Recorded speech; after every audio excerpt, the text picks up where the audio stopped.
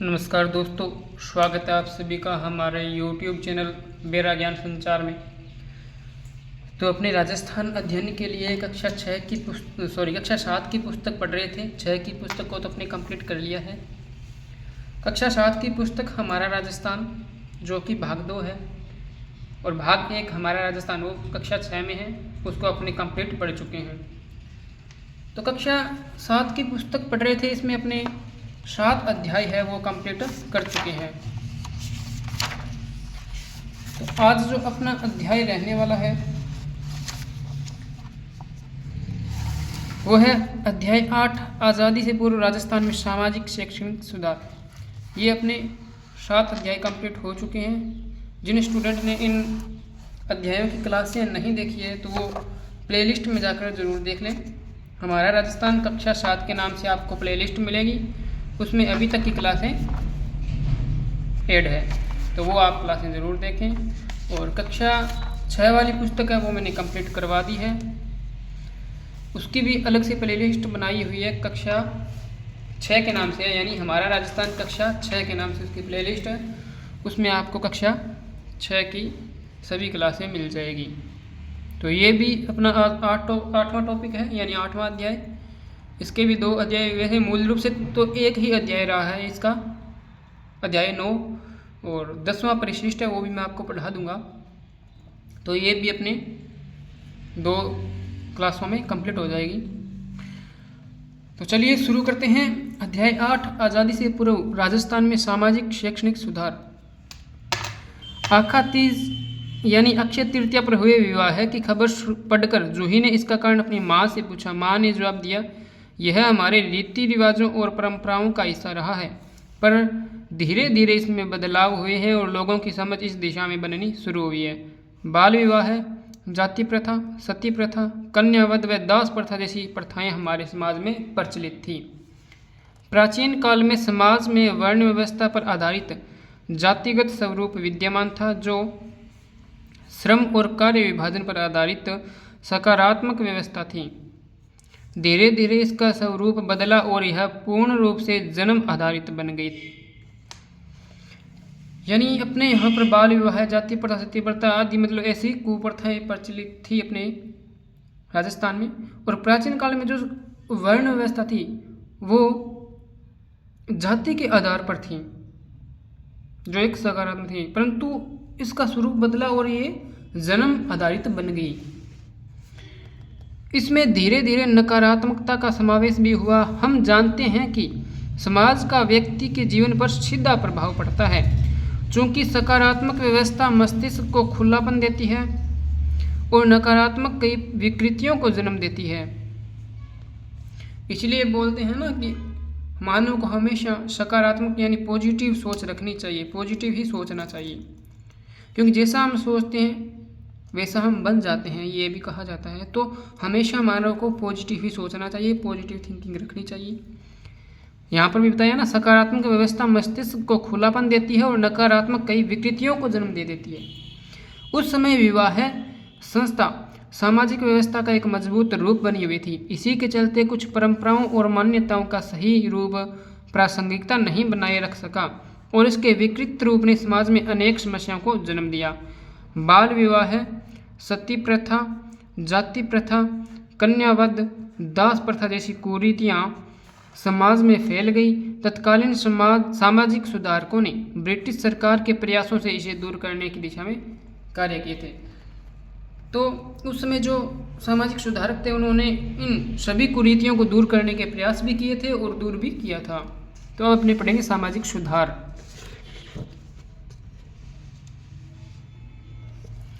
सामाजिक सुधार। राजस्थान में सन 1818 से 1974 तक ब्रिटिश शासन का प्रभाव रहा। ब्रिटिश सरकार भी इन सभी मुद्दों को अपनी हस्तक्षेप की नीति के चलते सीधे जनता के सामाजिक और धार्मिक मामलों में हस्तक्षेप नहीं कर सकती थी। इसलिए पहले आवश्यक सुधारों से जुड़े महत्वपूर्ण पक्ष जैसे शिक्षा को लेकर सामाजिक सुधार के क्षेत्र में कार्य करने का प्रयास किया। स्वामी विवेकानंद और दयानंद सरस्वती के प्रयास राजस्थान के लिए बेहद महत्वपूर्ण रहे। रियासत काल में राजपूताना के विभिन्न शासकों ने भी सामाजिक कुरीतियों को दूर करने के प्रयास किए। यानी स्वामी विवेकानंद जी और दयानंद सरस्वती जी ने इन कुरीतियों को दूर करने के लिए जो प्रयास है वो सफल प्रयास किए थे। तो पहली जो कुरीति है या जो प्रथा है वो है सती प्रथा उन्मूलन। सती प्रथा राजस्थान के कुछ क्षेत्रों में भी प्रचलित थी। मध्यकाल में मोहम्मद बिन तुगलक और अकबर ने भी इस प्रथा को रोकने के प्रयास किए थे। ब्रिटिश काल में राजा राम मोहन राय के प्रयासों से प्रेरित होकर 1829 ईस्वी में कानून बनाकर लॉर्ड विलियम बेंटिक ने सती प्रथा को गैर कानूनी घोषित किया। सर्वप्रथम जयपुर राज्य में जयपुर संरक्षक समिति के प्रयासों से सती प्रथा निषेध कानून पारित किया गया। इसके पश्चात कोटा, जयपुर और मेवाड़ में भी सती प्रथा उन्मूलन हेतु कानून बनाए गए। यानी प्रयास तो पहले मध्यकाल में मोहम्मद बिन तुगलक और अकबर ने भी किए थे इसको रोकने के, परंतु ब्रिटिश काल में क्या है, राजा राम मोहन राय के प्रयासों से प्रभावित हुआ। कौन प्रभावित हुआ? Lord William Bentinck. इसने क्या 1829 में कानून बनाया और सती प्रथा को गैर कानूनी घोषित किया। सर्वप्रथम कहाँ किया था? जयपुर में।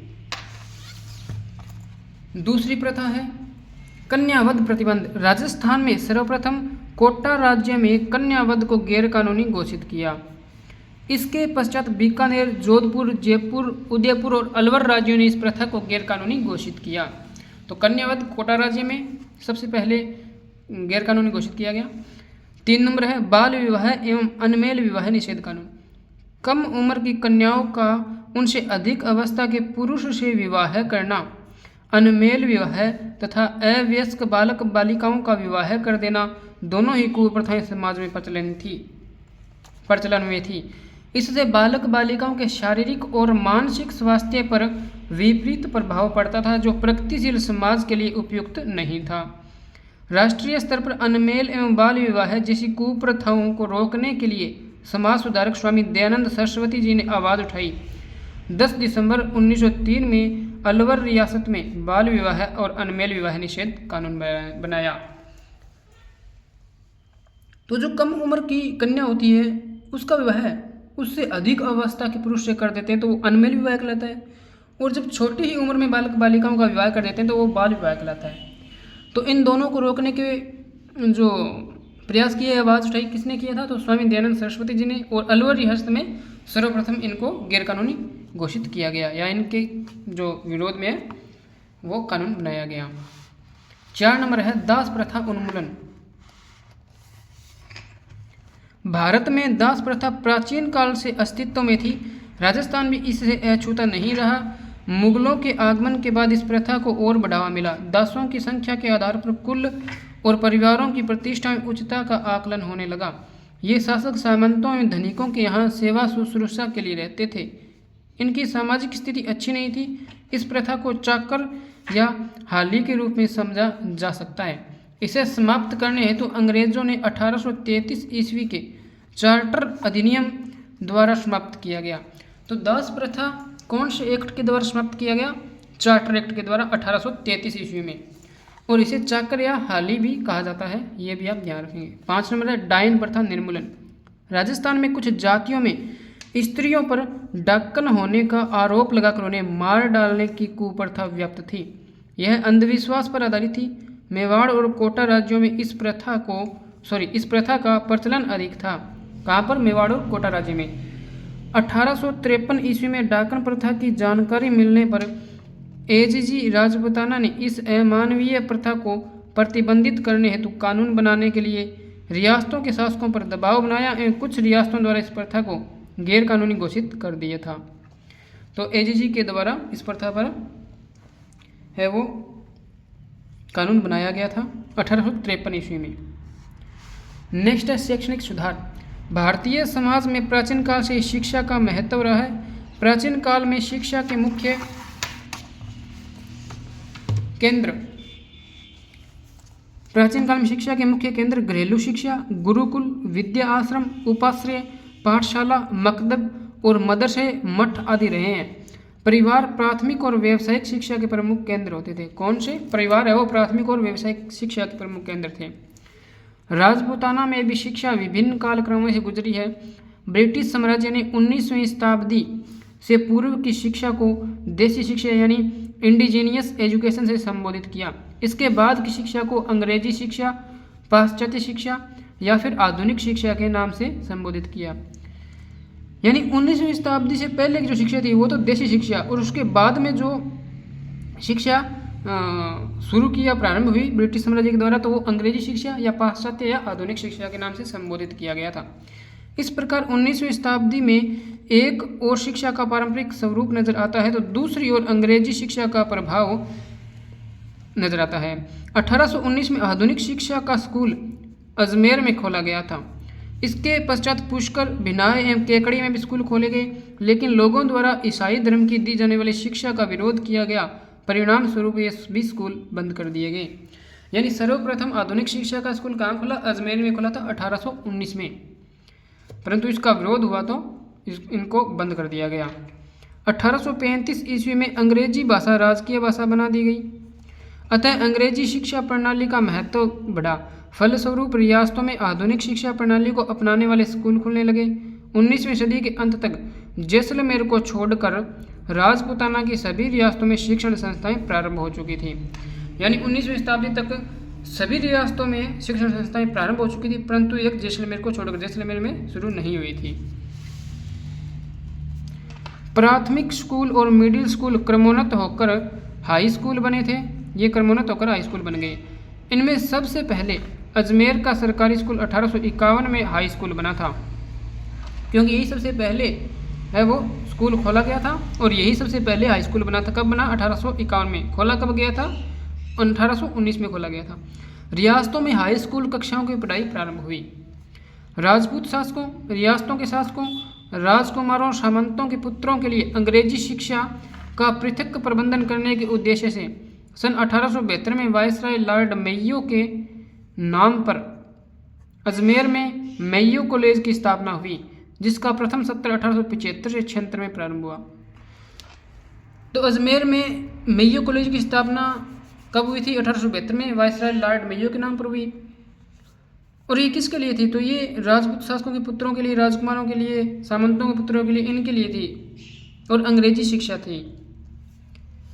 पंडित जनार्दन राय नागर ने सभी के लिए शिक्षा के उद्देश्य से 21 अगस्त 1937 में राजस्थान विद्यापीठ संस्था की स्थापना की। ये भी इम्पोर्टेंट है कि सभी के लिए शिक्षा के उद्देश्य से राजस्थान विद्यापीठ संस्था की स्थापना किसने की थी? तो पंडित जनार्दन राय नागर ने 21 अगस्त 1937 में। नेक्स्ट है महिला शिक्षा। 1861 में मिशनरी संस्था कन्या वर्नाकुलर स्कूल प्रारंभ किया गया। सरकार द्वारा 1866 ईस्वी में पुष्कर, अजमेर, मेरवाड़ा केंद्र शासित क्षेत्र में प्रथम सरकारी कन्या स्कूल खोला गया। देशी रियासतों में महिला शिक्षा को प्रोत्साहित करने के प्रयास हुए। परिणाम स्वरूप उदयपुर, जयपुर, भरतपुर, अलवर, कोटा, झालावाड़, टोंक, बीकानेर आदि रियासतों में कन्या विद्यालय खोले गए। तो ये शिक्षा वाला टॉपिक कंप्लीट होता है, यानी शिक्षा का जो अब है अपने पढ़ेंगे। इसी में प्रमुख जननायक।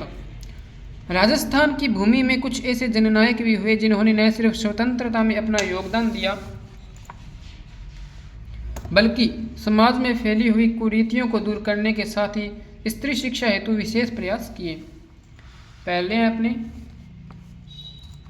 भोगीलाल पंड्या जी। भोगीलाल पंड्या को राजस्थान में आदिवासियों का मसीहा और वागड़ के गांधी के नाम से जाना जाता है।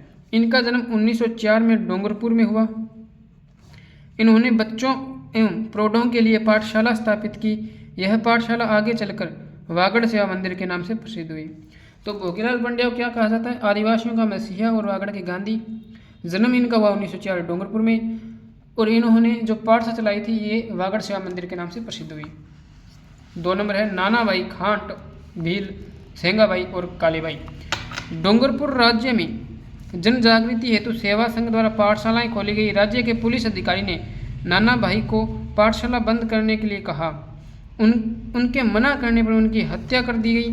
नाना भाई के शहीद होने के बाद पाठशाला के दूसरे अध्यापक सेंगाबाई को भी फौज ने क्रूरता से पीटा। उन्हें वाहन के पीछे घसीटकर ले जाने लगे।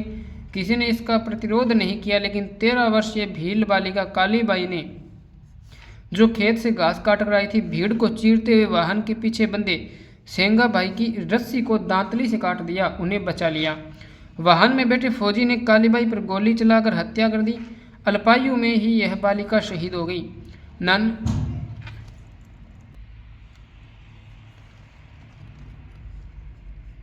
नानाभाई खांट सेंगाबाई कालीबाई के त्याग ने शिक्षा की स्थिति को मजबूत करने में महत्वपूर्ण भूमिका निभाई थी। 3 नंबर है करणी सिंह।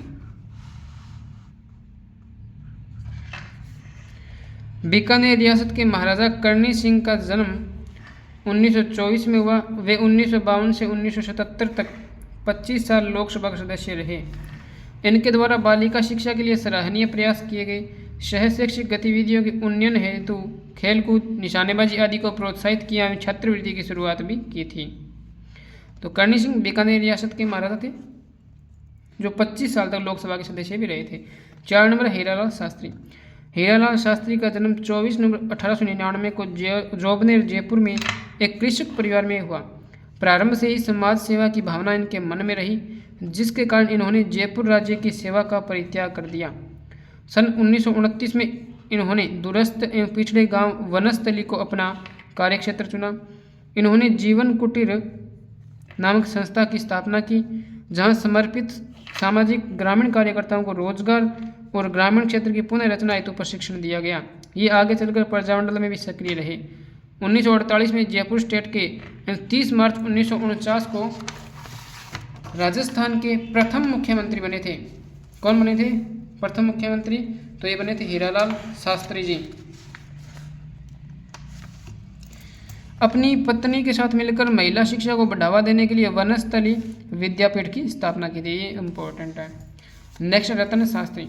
रतन शास्त्री को महिला शिक्षा के क्षेत्र में उल्लेखनीय योगदान देने वाली महिला के रूप में जाना जाता है। इन्होंने वनस्थली विद्यापीठ की स्थापना की।